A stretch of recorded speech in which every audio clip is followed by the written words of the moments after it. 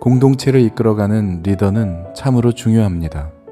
작게는 가정에서의 리더의 역할, 그리고 교회의 리더의 역할, 한 나라를 이끌어가는 지도자가 누구냐에 따라서 그에 속한 공동체의 운명에 큰 영향을 주기 때문입니다.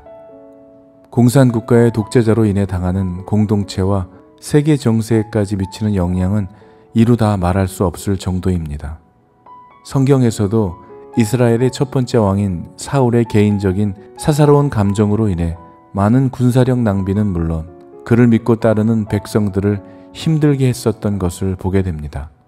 한 사람의 리더가 내리는 결정과 그가 추구하는 것이 무엇이냐에 따라 그에 속한 공동체의 운명이 달려있는 것입니다. 오늘 우리가 읽은 본문에 보면 사사로운 사적인 문제로 인해 공동체를 어지럽히고 힘들게 한 두 사람이 등장합니다. 같은 나라 이스라엘이지만 내부적으로는 11지파와 한 지파가 분열되어 있었습니다.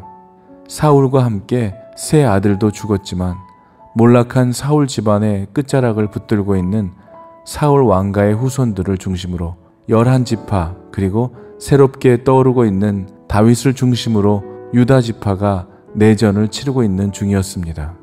오늘 말씀 1절에는 사울의 집과 다윗의 집, 그 사이에 전쟁이 오래되었고 다윗은 점점 강하여 가고 사울의 집은 점점 약해져 갔다고 하고 있습니다. 사울 왕가는 끊임없이 몰락하고 있었고 다윗은 모든 이스라엘 백성들의 마음을 얻어서 승승장구하고 있는 상황이었습니다. 북이스라엘의 11지파를 중심으로 몰락한 사울 왕가에는 새로운 왕 사울의 아들 이스보셋이 있었죠. 하지만 그는 아무런 권세가 없는 왕이었습니다. 이스보셋 위에는 아브넬이 있었는데 이 아브넬이 모든 군사력을 독점하고 있었고 사실상 북이스라엘 11지파 공동체를 쥐고 흔들 수 있는 세력을 형성하고 있었죠. 그런데 아브넬의 사적인 개인의 바르지 못한 행실로 인해 이스보셋의 심기를 건드린 사건이 일어납니다. 죽은 사울 왕의 첩을 탐내서 그 첩과 통관한 일이 있었던 것이죠. 이스보셋은 내가 아무리 능력이 없는 왕일지라도 이거는 용납할 수 없다고 생각했습니다. 그래서 아브넬을 불러서 충고하기에 이릅니다.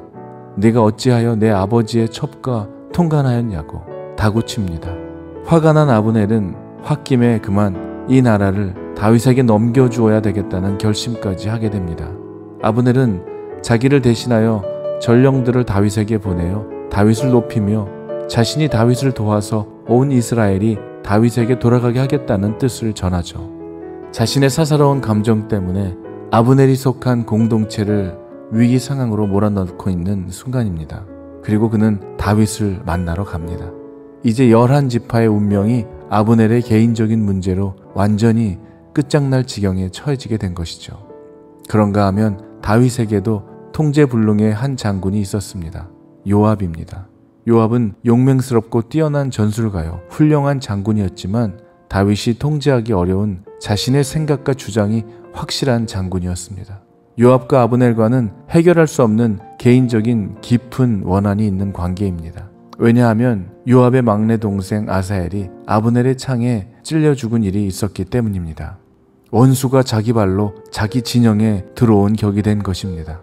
요압이 전장에 나갔다가 돌아왔는데 다윗이 아브넬을 그냥 보냈다는 이야기를 들었습니다. 요압은 이 기회를 놓칠 수 없어 거짓말로 아브넬을 다시 불러들였지만 이 사실을 다윗은 전혀 몰랐습니다. 요압은 성문 안으로 아브넬을 데리고 들어가 칼로 그를 죽음에 이르게 합니다.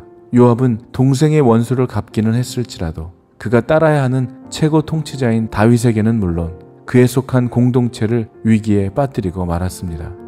전쟁을 하지 않고도 서로 피를 흘리지 않고도 분열된 나라를 하나로 통일할 수 있는 기회였는데 북쪽의 실세인 아브넬이 자기 발로 스스로 찾아와서 북이스라엘의 왕으로 삼으려고 찾아온 것인데 요압의 경솔함으로 모든 것을 뒤집어 놓게 된 것입니다. 이 일로 인해 다윗이 위기에 처해지게 될 뿐 아니라 오해받게 되었기 때문입니다. 다윗이 요압을 통해 아브넬을 죽이고 북쪽을 삼키려 했다는 오해를 받을 수 있게 된 거죠.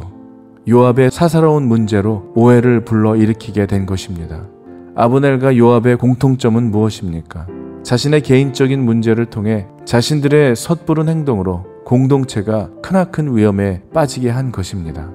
사랑하는 믿음의 가족 여러분, 오늘 아브넬과 요압이 우리에게 주는 교훈은 무엇입니까?